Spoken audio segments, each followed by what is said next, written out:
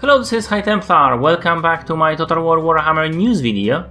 And we do have some news. There was a more than 2-hour stream for the Total War birthday, actually Creative Assembly birthday, 30th birthday, and we are getting some 30 more units of Regiments of Renown. Was the free DLC for all the DLC and free DLC factions that we got so far, which is amazing. And we got a bit of information about Norsca campaign, and I made some screenshots from this, and I will very quickly going over them so we don't have to watch all of it. Starting from this quick information about the Norsca campaign, we are getting a lot more tribes. The geopolitical situation in the north has changed. There is many tribes, not only two as it is at the moment, and they will be squabbling against each other, quite obviously. And the chaos will still be able to awaken the tribes like Bersonic Souls. So this would have to be different tribes. That's at least what was said there. Also with the technologies, there are quite powerful technologies that at the end of the Norscan tree, like the technology that grants you plus 500% trade, but those technologies are blocked. To unlock them, you have to take one of the metropolis in the Warhammer universe, so Aldorf, Coron, any of those. And each one of those will unlock exactly one technology for you to get, so you probably won't be able to get all of them, especially that it will also take several turns to actually unlock it.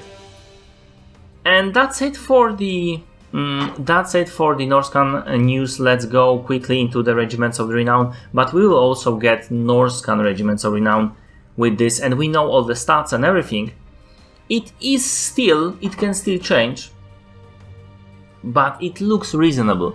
So let's start from the Goreheads. These are Goreheads with shields who are getting as well Vanguard Deployment and Stalk, and they are also getting Rowdy. So that means those guys will never tire, which is a pretty cool thing. If you have Vanguard Deployment and Stalk and those guys never tire, that will allow you to flank pretty nicely, especially with a speed of 37. That is something that could be used, and the higher stats is also pretty nice thing to have, especially with almost 8,000 health. Now, the things are starting to get interesting with the Destroyer of Dragonbug, who are, well, they are obviously poison variety for those spearmen with shields. However, at the same time, they are a lot more tanky. They have some nice defense stats, so they should be able to withstand a lot more, and you will be able to use them a lot more effectively. And also, poisoning the enemy will make this enemy less effective against those guys. So that is also very nice unit. Hoping it will be cheap. We actually got a look at the prices last time there was a stream. Now, getting into the interesting things, there are those Minotaurs. So, yeah, they are basically causing terror monsters with slightly higher stats and pretty nice defense, as you can see. Those are Minotaurs with shields as well, but it is nothing special, I would say. Then we are getting very nice troop, and these are Bestigor's herds, but those guys have glaives. Those guys basically have halberds, so they are doing anti-large armor piercing damage, and they have very nice armor, and they have very good stats, and they also have bonus defense versus large. So you are getting some pretty heavy anti-large units with the Regiments of Renown. Then we are getting Sons of Goros, who are basically Centaurs with great weapons, but those guys have magical attacks. So it will make them very effective against all those guys who have who have defense resistance versus normal attacks, and also they will make them a lot less effective against dwarves, who has magical resistance. Finally, we have Eye of Morsleep, who is the Cygor, who is actually a very interesting unit. Not only he's pretty beastly when it comes to both range and melee attacks, but he also have ability that will be stopping for 16 seconds, I believe, any unit that will be getting in his range. So any cavalry unit, for example, can be pinned down and then taken down by your new spear units or even bestigors. So especially effective if that units will be charging at you, right? Then we are having some units for elves, and these are Winterheart Guards. Those guys are unbreakable, and they do have bonus defense versus all. That will make them a lot more tanky, since in comparison to the non-regiment unit. Then we have Fireball Elders, which is a unit that should be in your armies if you are an elf, because it's very interesting in what it does. It seems not only to be getting fire resistance, but also to be giving fire resistance to the units around it. And since your guys are very weak to fire, this is like basic counter. If they are getting resistance that is actually positive, like even if your troops had -20, those guys will give plus 40, say, to the total of +20 magical resistance, I mean fire resistance, that would actually make all the fire troops being a lot less effective. But we will have to wait and see how the actual mechanics for this works. Now, those guys are amazing troops doing armor piercing and armor sundering damage. Those guys can run and shoot in any direction and will be very good to taking down all those very powerful units. They also are false stalkers, so they might be actually getting anywhere undetected. So this is also very powerful and very good unit if being used correctly. Next we have War Dancers, Asrai Spears, Regiments of Renown Variety. Those guys will have additional abilities. They will grant them Stalk and additional speed. So they will be able to basically disappear, or the enemy will see it as disappearing and appearing very close to their troops suddenly, and they will be able to catch them due to the increased speed. Also, they will have another war dance that will be increasing their attack at the expense of the defense, so that will be pretty cool. Next we have Einshorn Marauders. Those guys will be, as you can see here, resistant to the psychology, which will be very useful indeed. Those guys do have decent leadership, and such a unit will be very well received, because most of the Marauders unit right now will run away pretty quickly. But this is nothing compared to the Brutes of Hounds, who are actually unbreakable. So those berserkers will be fighting, and they will be getting their special buff, which will be entering the last berserker stage of rage, giving them additional attack. They will be getting some additional leadership and the physical resistance, but also the final stage of attack, because they will not be running away anytime soon. Then we have Norscan Warhounds Variety. Those guys will be anti-large unit, which is pretty nice, you must admit. they will be able to catch all this light cavalry and take them down pretty quickly with this speed and the pretty reasonable stats that those guys have, being Regiments of Renown.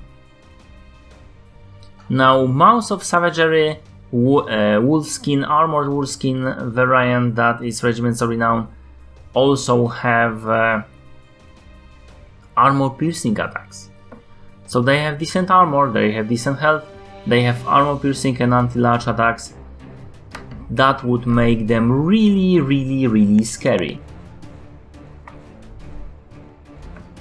Also a fear causing unit, and the Mist Stalkers, Firmir Warriors, also fear and terror guys, and also magical attacks, and also armor sundering attacks. So pretty interesting unit, and definitely not something I would like to fight against. Those guys have additional, though I'm not sure that this armor is additional because we have not seen the stats for the Female Warriors yet, but they do seem to be very tanky at 7100 health and 110 armor. I would watch out for those guys, especially with the 50 defense and as much armor and decent armor dealing. So finally we have Soul Crush War Mammoth, who, well, being Regiments of Renown Mammoth, is pretty powerful already, also causing fear and terror, but he has very nice ability that will allow him to, for a short moment, get additional ward save. So if he's being targeted by enemy artillery or anything like that, or archers, when he is coming close to the enemy lines, or he's being focused fired, it is something to be used, and it will work very nicely. And also it is War Mammoth, so you know, a terrifying thing indeed. Then we have some guys, actually some food squires for Britannia, but those guys are actually beast slayers. So being anti-large, again, they have something similar to the glaives, being very decent in melee attacks and defense, having decent armor, and also being armor piercing and anti-large. This is a very nice unit, and obviously bonus defense versus large. So Holy Wanderers, this are Battle Pilgrims unit that does both fire and magical damage, and again 46 damage, a lot of melee attack and a lot of melee defense. Very nice stats all together. Then we have a special variant of the Knights Errant, who will have increased missile resistance, and that's pretty much it. Well, they will have very nice stats because they are Regiments unit, and they will have unique single color look to the unit, because most of the Bretonnian Knights units are very colorful, let's say, and those guys will be. In general, they are to have additional missile resistance, and that's pretty much it. But the Companions of Quel'Nath will be the questing knights that have some additional fire resistance, which I'm not sure will be that useful. But in general, those guys are supposed to be very badass, and in general have very high stats. As you can see, 49 melee attack and 47 defense and 90 armor. So bigger armor than normal would make those guys very scary. Then we have Mounted Yeoman Archer unit that is dealing poison damage and being roar, has also very decent melee attack, defense and charge bonus.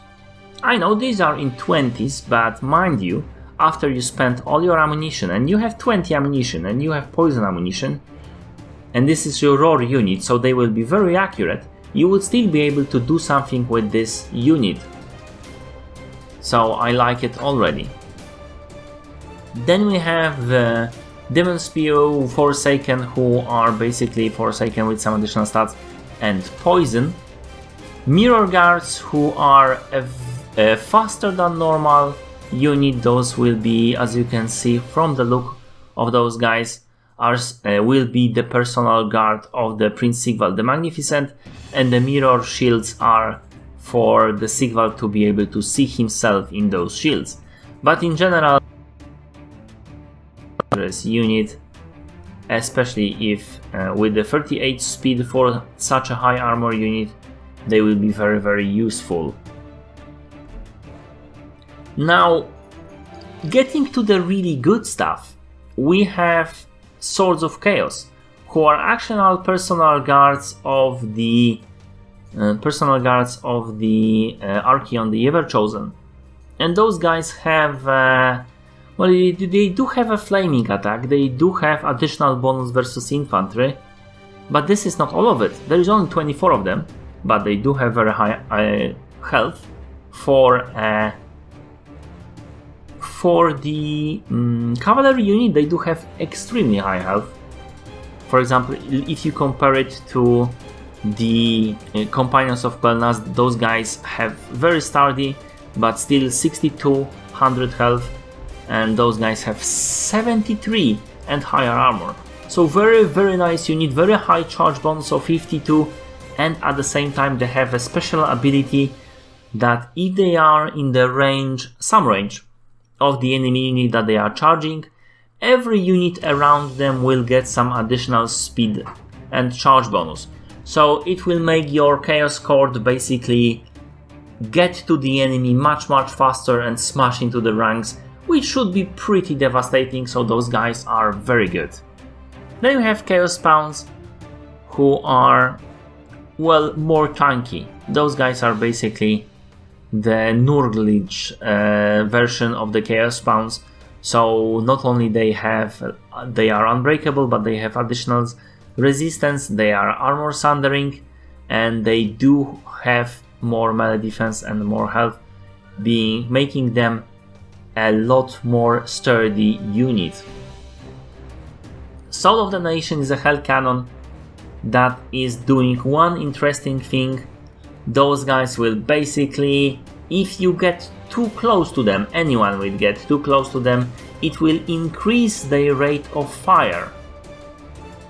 Which means it would not be very good if you try to get into the missile range and try to skirmish them with your, say, mounted yeoman or whatever.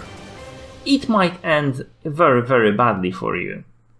But in general, very, very nice unit indeed, with 40 ammo, very nice range and very nice armor piercing damage.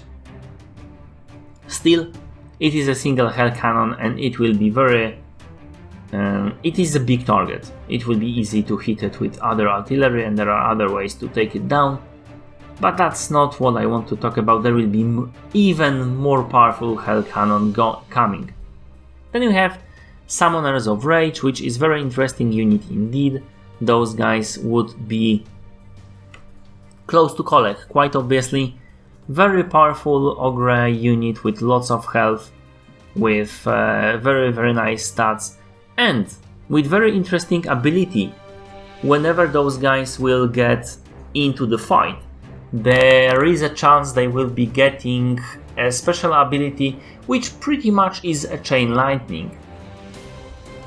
So I'm looking forward to see how well that works and how it even works. Then we have Knights of the Lionhearted, which are Knights of the Realm. This is a special unit that will encourage anybody around it and is also doing magical damage, which is not really something the Knights of the Realm do, more like the Grey Knights. These are the personal guard of the King Lionheart himself, and it is told that they will be the best unit, the best cavalry unit in the game.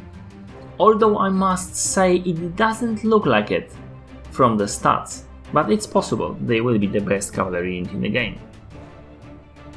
And those guys are the Wild Hunters of Kuronos. Wild Riders with shields, those guys being Regiments of Renown, are pretty buffy already, they have very nice stats, but also they have a special Guardian ability.